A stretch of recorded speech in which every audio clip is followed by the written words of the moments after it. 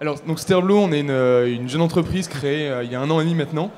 On est 7 salariés, on est basé à Nantes et notre métier, c'est d'automatiser le vol des drones aux abords des structures complexes et également de traiter la donnée et de la visualiser sur différentes interfaces utilisateurs. Et donc, on répond à deux grandes problématiques que sont les dommages structurels sur les pales. Un dommage structurel, ça crée quoi? Ça peut créer de la fragilité mécanique et donc potentiellement des casses dans un cas extrême, des nuisances sonores, du bruit, et puis des pertes énergétiques créées par la perte aérodynamique de la pale.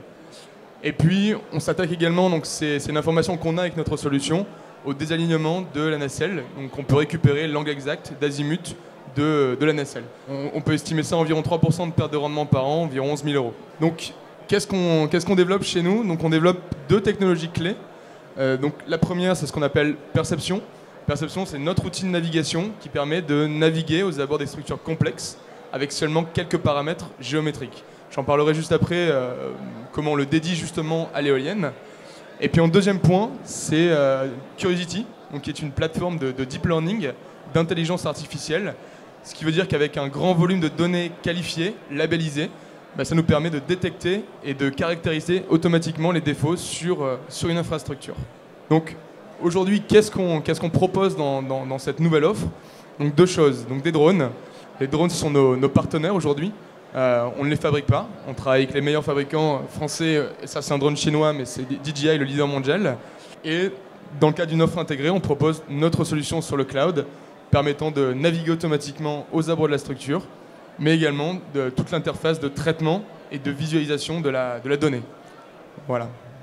Quelles sont les performances qu'on peut en attendre par rapport aux solutions traditionnellement déployées? Ouais, alors sur ce point, donc j'ai été très synthétique ici, montrer les principales solutions sous deux axes, le temps d'inspection par éolienne et puis la qualité des images de la donnée qu'on peut récolter avec les différents moyens. Donc en haut à droite, on a le cordiste, donc très, très qualitatif. On a beaucoup d'informations, beaucoup de bonnes informations, mais également très long, plus d'une demi-journée par éolienne. On a effectivement les drones, les solutions qui existent aujourd'hui, qui sont de l'ordre d'une heure d'acquisition d'images en termes de temps, et une qualité qui est plutôt correcte en termes d'image, puisqu'on est proche des pales. Malheureusement, il n'y a pas de standard de vol aujourd'hui, tout se fait en manuel, avec les difficultés que ça engendre en termes de navigation, en termes d'impact, en termes de visualisation de la machine en l'air, donc de gros problèmes. Et puis dernier point, ce sont toutes les solutions, on va dire, depuis le sol, donc soit les jumelles, soit les téléobjectifs sur des bras robotisés. Donc ça c'est très bien, effectivement, ça a réussi à imposer un standard dans l'industrie de l'inspection des pales, mais on est aujourd'hui entre 1 à 2 heures de temps d'acquisition de la donnée, ce qui reste long. On prend toujours les images à plus de 100 mètres de distance, avec la qualité ou l'éventuel manque de qualité que ça peut impliquer. Et puis surtout, ça implique de tourner l'éolienne, de faire une rotation, ainsi que le pitch des pales. Donc c'est assez contraignant pour les exploitants sur site. Donc comment fonctionne notre solution de navigation et d'acquisition automatique des données sur une pale d'éolienne, sur l'éolienne d'ailleurs? C'est très simple, c'est ce que vous voyez à gauche, c'est la génération de la trajectoire. Et comment on génère cette trajectoire? En rentrant simplement la coordonnée GPS du pied du mât de l'éolienne, la hauteur du mât, la longueur des pales, et c'est tout. Et c'est tout, il y a un plan de vol qui est généré. Et ensuite, le drone en vol reconnaît quel est l'angle de rotation de l'éolienne, quel est l'azimut, l'orientation de la nacelle, et génère son plan de vol. Et après, le pilote n'a plus rien à faire. Vous voulez dire en fait que le rotor est en rotation au moment de l'inspection? Non, alors on doit travailler avec l'éolienne arrêtée, complètement, le rotor arrêté. Vous me rassurez. Par contre, on n'y est pas encore. J'espère qu'on y arrivera un jour ou l'autre, mais pas pour cette fois. Mais en tout cas, ce que je veux dire par là, c'est que l'éolienne peut s'arrêter en n'importe quel angle de rotation. C'est pas forcément un paramètre que l'exploitant peut maîtriser, surtout en inspection. Donc nous, ça ne nous dérange pas. On reconnaît ça. Très bien, c'est plus clair. Voilà. Et donc juste, vous voyez quelques images qu'on peut acquérir. On en montrera à la fin en termes de résolution ce qu'on peut obtenir. Donc on vole environ à 5 mètres des pales. On a des images de l'ordre de 8 à 10 mégapixels. Donc on voit tout ce qu'on veut voir sans doute possible. Alors quelle est la différenciation de cet outil de navigation? C'est surtout pas de pilotage manuel. On a essayé, nous on est pilote chez Sterblo aussi, c'est très compliqué, on a peur pour les gens en dessous, pour la machine, pour les pales, pour la qualité du livrable, donc ça crée vraiment de vrais problèmes, donc plus besoin de faire ça. Environ 180 images par éolienne pour l'acquisition, On est aujourd'hui à moins de 25 minutes de bout en bout pour la phase d'acquisition. On devrait tomber entre 15 et 20 minutes d'ici la fin de l'année. Pas d'intervention nécessaire sur le rotor. Une fois qu'il est arrêté, c'est très bien. Pas besoin de pitcher, pas besoin de faire de rotation. On s'en accommode très bien comme ça. Et puis le dernier point, c'est une résolution assez importante des images. On peut voir sans problème des défauts inférieurs aux 5 mm, voire encore moins. Donc ça, c'est pas un problème.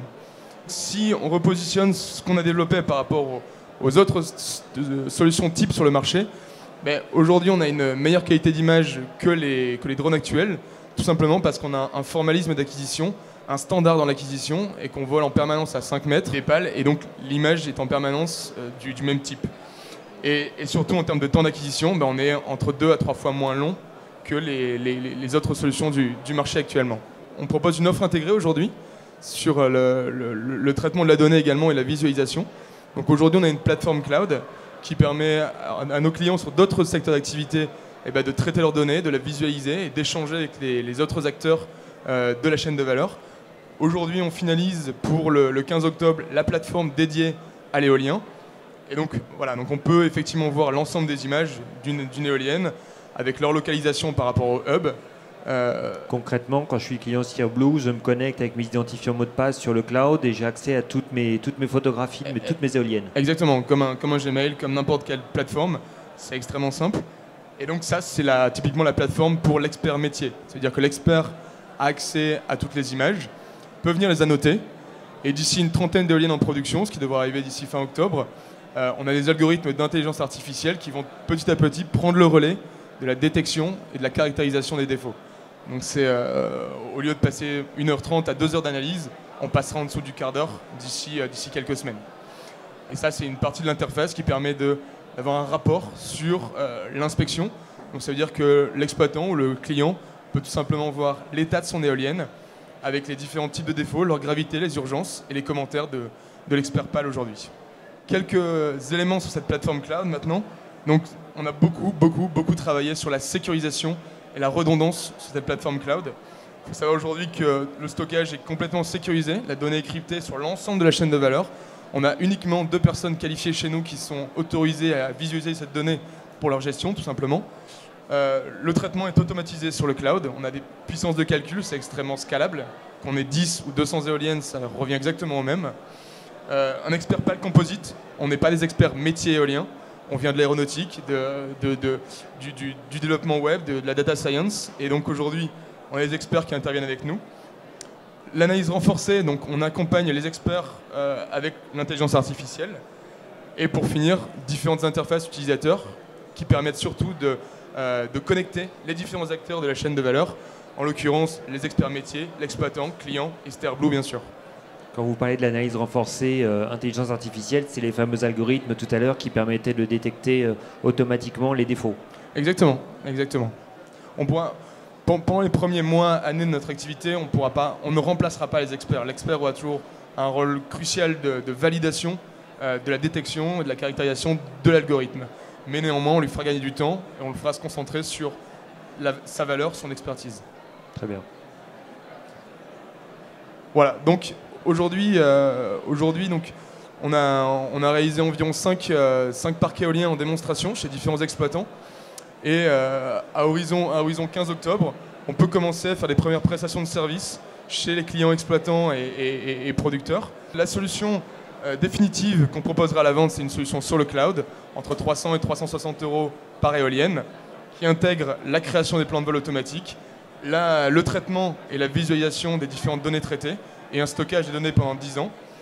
Et pendant les premiers mois jusqu'à la fin d'année, on ira nous-mêmes sur le terrain et on proposera la phase d'acquisition et déplacement en plus sur le terrain dans cette offre. Ici, quelques principaux exploitants avec qui on a testé ou on est encore en train de tester cette solution sur le terrain.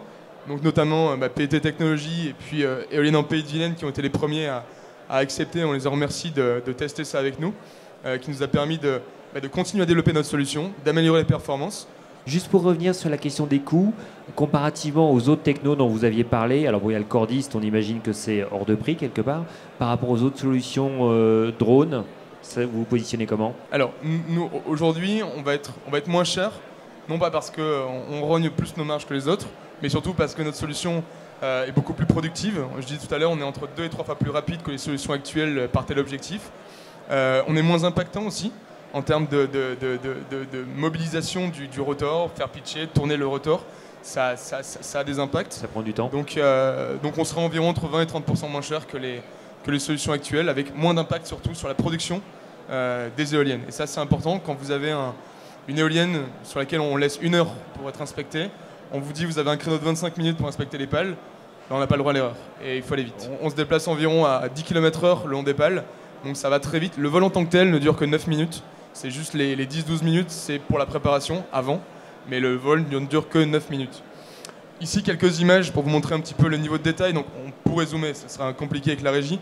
Mais néanmoins, on n'a pas de doute. On n'a pas de doute sur ce qu'on voit et c'est extrêmement important de ne pas envoyer derrière un cordiste pour réparer un défaut qui est supposé être très important, alors qu'en fait, il n'y a rien.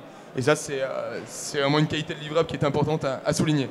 Merci à vous. Merci, Monsieur Van Cassel. Merci pour votre attention, en tout cas. Merci à vous. Vous avez un site internet ? Le site internet, c'est sterblue.com, sterblu.com. Et il y a un formulaire de contact. Et de toute façon, je pense que vous pourrez avoir accès à cette présentation ultérieurement. Tout à fait. Merci à vous. Merci, bon beaucoup. après-midi.